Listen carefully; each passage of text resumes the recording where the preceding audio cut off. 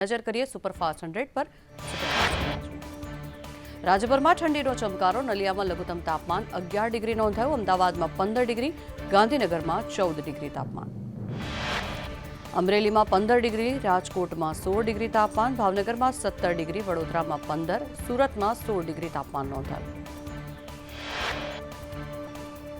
રાજ્યમાં ફરી એકવાર ખેડૂતો માટે માઠા સમાચાર। 10 થી 12 માર્ચે ગુજરાતમાં માવઠાની આગાહી।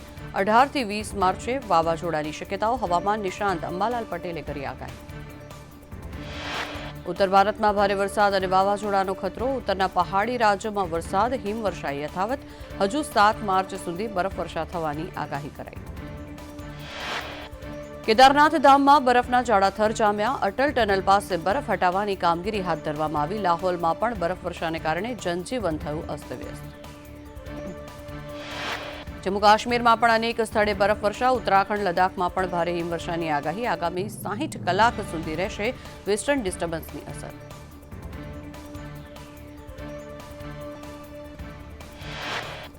હિમાચલ, ઉત્તરાખંડ, જમ્મુ કાશ્મીરમાં કરાઈ આગાહી। અસમ અને મેઘાલયમાં તોફાન સાથે વરસાદની શક્યતાઓ। ઉત્તરાખંડમાં બદ્રીનાથ ધામ બરફમાં ઢંકાયું। હિમાચલમાં લાહોલ સ્પીતિમાં 4 ફૂટ સુધી બરફના થર। જમ્મુ કાશ્મીરના ગુરેઝ અને ગુલમર્ગમાં બરફવર્ષા। અનેક સ્થળે બરફ હટાવવાની કામગીરી થઈ રહી છે। શાળાએ જવા બાળકો તરફ કૂદીને જઈ રહ્યા છે। હિમાચલ પ્રદેશમાં 650થી વધુ રસ્તાઓ છેલ્લા 3 દિવસથી બંધ છે।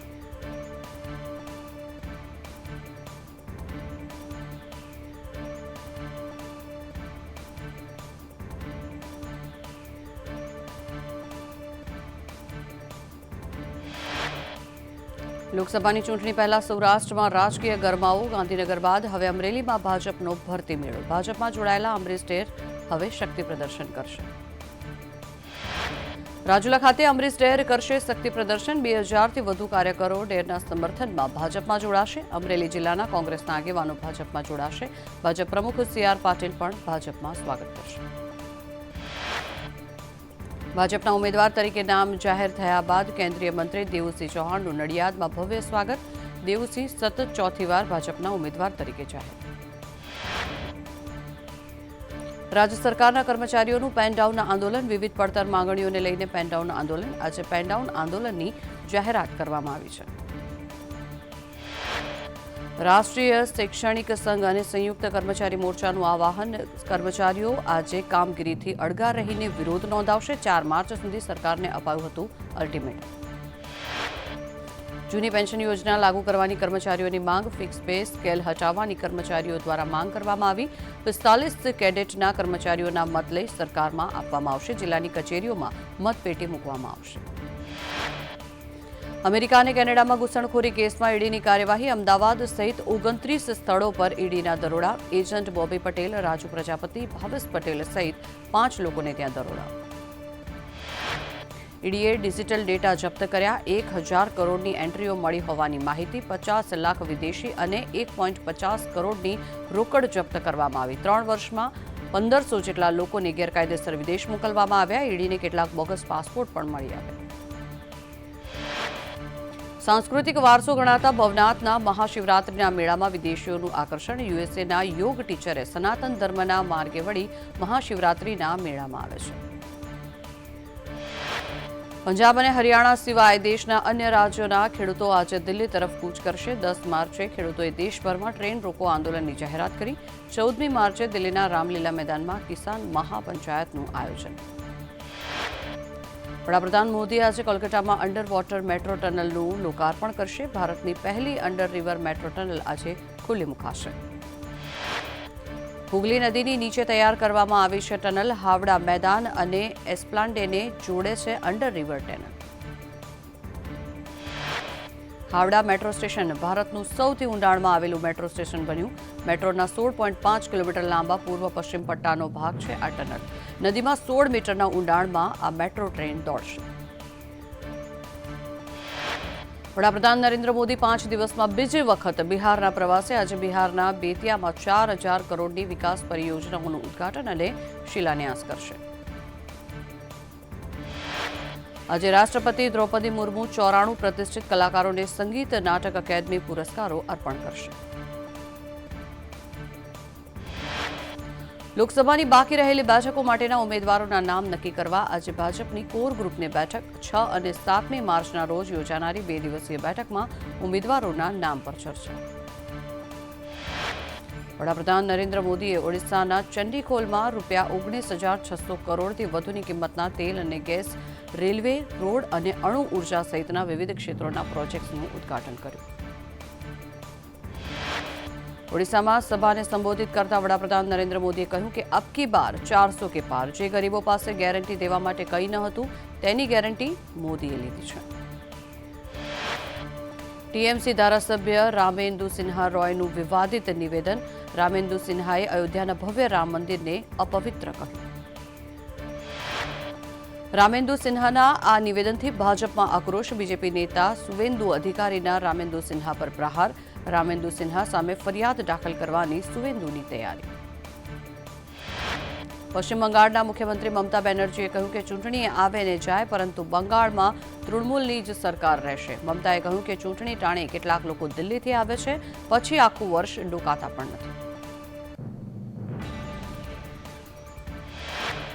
સ્મૃતિ ઈરાનીએ રાહુલ ગાંધીને પડકાર ફેંક્યો. કહ્યું યુપીએ વર્સિસ મોદી શાસન પર ડિબેટ થાય. ભાજપના કાર્યકરની સામે પણ રાહુલ ગાંધી ટકી શકશે નહીં. મધ્યપ્રદેશ પહોંચેલી ભારત જોડો ન્યાય યાત્રામાં રાહુલ ગાંધીને ભાજપના કાર્યકરોનો સામનો કરવો પડ્યો. ભાજપ કાર્યકર્તાઓ મોદીના નારા લગાવ્યા તો કેટલાક કાર્યકરોએ રાહુલ ગાંધીને બટાટા આપ્યા. એનસીપીની આ બેઠકમાં મહારાષ્ટ્રના ડેપ્યુટી સીએમ અજીત પવાર, પ્રફુલ્લ પટેલ, છગન ભુજબળ અને બાબા સિદ્દીકી સહિતના નેતાઓની હાજરી. મહારાષ્ટ્રમાં આગામી લોકસભા ચૂંટણીને ધ્યાનમાં રાખીને એનસીપીએ લોકસભા મત વિસ્તારની સમીક્ષા બેઠક બોલાવી. એનસીપીની આ બેઠક 2 દિવસ સુધી ચાલશે. કાલે કોંગ્રેસ પક્ષ છોડેલા 2 પૂર્વ ધારાસભ્યો ભાજપમાં જોડાયા. અર્જુન મોઢવાડિયા અને અમરીશ ડેરે ભાજપનું કેસરિયું ધારણ કર્યું. પ્રદેશ ભાજપ કાર્યાલય પર ભાજપ અધ્યક્ષ સી.આર. પાટીલ ખેસ પહેરાવીને તેમણે સ્વાગત કર્યું. સૌરાષ્ટ્રમાંથી મોટી સંખ્યામાં કાર્યકર્તાઓ ભાજપમાં જોડાયા. બંને નેતાઓને ભાજપ પેટા ચૂંટણી લડાવે તેવી સંભાવના. ભાજપમાં જોડાયા બાદ અર્જુન મોઢવાડિયાએ કહ્યું, કોંગ્રેસ પક્ષ નથી રહ્યો, હવે એનજીઓ થઈ ગયો છે. મોઢવાડિયાએ કહ્યું કે આજે પણ આઝાદીનું સ્વપ્ન અધૂરું દેખાય છે. એ વખતે ગાંધીજી અને વલ્લભભાઈ દેશનું નેતૃત્વ કરતા, આજે નરેન્દ્રભાઈ અને અમિત શાહ દેશનું નેતૃત્વ કરે છે. વડાપ્રધાનની પ્રશંસા કરતા તેમણે કહ્યું કે તેઓ છેવાડાના લોકો સુધી પહોંચવા સતત પ્રયત્ન કરે છે, જેથી અમે આર્થિક અને સામાજિક બદલાવના કામમાં જોડાયા. ભાજપમાં જોડાયા બાદ અમરીશ ડેરનું નિવેદન. કહ્યું, રામ મંદિર મુદ્દે કોંગ્રેસના નિવેદનથી ખૂબ દુઃખ થયું હતું. હું કોઈને દોષ દેવા માંગતો નથી. અમરીશ ડેરે કહ્યું કે ભાજપમાં જોડાવા માટે સી.આર. પાટીલ તરફથી 3 વખત આમંત્રણ મળ્યું છે. ભાજપની વિચારધારા સર્વજન હિતાય, સર્વજન સુખાયની છે. કોંગ્રેસના પૂર્વ ધારાસભ્ય મોડુ કંડોરિયા ભાજપમાં જોડાયા. કંડોરિયાએ કહ્યું, અપેક્ષા કે લોભ લાલચ વિના અને ભાજપની વિકાસની રાજનીતિથી પ્રભાવિત થઈને જોડાયો છું. કમલમલા સી.આર. પાટીલ કોંગ્રેસી નેતા અને કાર્યકરોને ખેસ પહેરાવ્યા. પાટીલે કહ્યું, કોંગ્રેસી વિકાસમાં યોગદાન આપવા નેતાઓ ભાજપમાં આવ્યા. સી.આર. પાટીલે કહ્યું કે વિકાસના નામે ક્યારેક જીતાય નહીં એવી દલીલો થતી, ત્યારે મોદીજીએ તેમને જવાબ આપ્યો કે લોકો હવે વિકાસ ઈચ્છે છે. કોંગ્રેસ છોડીને ભાજપમાં જનાર પક્ષ પલટુઓ પર ગેનીબેન ઠાકોરે આકરા પ્રહાર કરતા કહ્યું કે બધા સામ દામ દંડની નીતિથી વશ થઈને ભાજપમાં જોડાયા. ગેનીબેને કહ્યું કે લોકો ઉગતા સૂરજને પૂજે છે. જે સ્વાર્થી લોકો છે તે ભાજપ બાજુ જશે. કોંગ્રેસનું પલડું ભારે થશે ત્યારે આ બાજુ પાછા આવી જશે. ગેનીબેને કહ્યું કે હું જીવું છું અને જાગૃત છું ત્યાં સુધી કોંગ્રેસ છોડવાની નથી. ભાજપ બાજુ ઓશીકું પણ કરવાની નથી. કોંગ્રેસ છોડો યાત્રા વચ્ચે થરાદના પૂર્વ ધારાસભ્ય ગુલાબસિંહ રાજપૂતનો ખુલાસો. હું કોંગ્રેસ પાર્ટી સાથે છું, કોંગ્રેસમાં જ રહીશ. સત્તા મારો ધ્યેય ક્યારેય રહ્યો નથી. કોઈએ ખોટા સમાચાર પર ધ્યાન આપવું નહીં. ગુલાબસિંહે કહ્યું કે રાજકારણમાં 2 રસ્તા હોય છે. મેં સંઘર્ષનો રસ્તો પસંદ કર્યો છે. સંઘર્ષ કરો અથવા શરણાગતિ સ્વીકારી લો. રાહુલ ગાંધીની મુલાકાત પહેલા પ્રદેશ કોંગ્રેસમાં હડકંપ. આગામી દિવસમાં સૌરાષ્ટ્ર કોંગ્રેસના નેતા કરશે કેસરિયા. કોંગ્રેસના દિગ્ગજ નેતા પૂજા વંશ કાર્યકર્તાઓ જોડાશે ભાજપમાં. ભાજપમાં ભરતી મેળા અંગે કેબિનેટ મંત્રી મુળુ બેરાનું નિવેદન. કોંગ્રેસ હવે તૂટી રહી છે, ભાજપનો પરિવાર મજબૂત બની રહ્યો છે. મુળુ બેરાએ વધુમાં કહ્યું કે ભાજપમાં આવતા તમામ નેતાઓને સ્વીકારીએ છીએ. ભાજપની નીતિ અને રીતિથી પ્રભાવિત થઈ ભાજપમાં જોડાયા. અર્જુન મોઢવાડિયા અને ડેરને ભાજપમાં આવકારીએ છીએ. અમરેલીના રાજુલાના ધારાસભ્ય હીરા સોલંકીએ કહ્યું કે મારા રાજીનામાની વાત માત્ર અફવા છે. હીરા સોલંકી રાજીનામું આપી લોકસભા લડે તેવી અટકળ. પાર્ટી કહેશે તો હીરા સોલંકીએ લોકસભાની ચૂંટણી લડવાની તૈયારી દર્શાવી છે. હીરા સોલંકીએ અમરીશ ડેરના ભાજપમાં આવવાની ખુશી વ્યક્ત કરી. કેન્દ્રીય મંત્રી પુરુષોત્તમ રૂપાલાનું રાજકોટમાં ભવ્ય સ્વાગત. રૂપાલાએ કહ્યું રાજકોટની ધરતીને વંદન, મતદાતાઓને વંદન. પારેવડી ચોકમાં રૂપાલાએ કાર્યકર્તાઓનું સંબોધન પણ કર્યું. રાજકોટ લોકસભાના ઉમેદવાર પુરુષોત્તમ રૂપાલા સંદેશ ન્યૂઝ સાથે વાતચીત કરી અને કહ્યું કે રાજકોટ ભાજપના કાર્યકર્તાઓ મજબૂત છે. મારે તો અહીં માત્ર એમના કાર્યક્રમોમાં હાજરી આપવા જવાનું છે. રાજકોટમાં પુરુષોત્તમ રૂપાલાએ વજુભાઈ વાળા સાથે મુલાકાત કરી. રૂપાલાએ જૂના દિવસો યાદ કરતા કહ્યું વજુભાઈ સરકારમાં હતા ત્યારે તેમના માર્ગદર્શન હેઠળ કામ કર્યું છે. રૂપાલાએ કહ્યું કે જ્યારે પ્રદેશ પ્રમુખ વજુભાઈ વાળા હતા ત્યારે હું મહામંત્રી હતો. રાજકોટથી રાજીનામું આપી વજુભાઈએ મોદી યુગનો પ્રારંભ કર્યો. ભાજપમાં ભરતી મેળાને લઈને ભરતસિંહ સોલંકીના પ્રહાર. ભાજપ જોડતોડની રાજનીતિ કરે છે. પરિવારમાંથી કોઈ જાય ત્યારે નુકસાન તો થતું હોય. પક્ષ છોડીને ગયેલા લોકોને જનતાએ છોડ્યા નથી.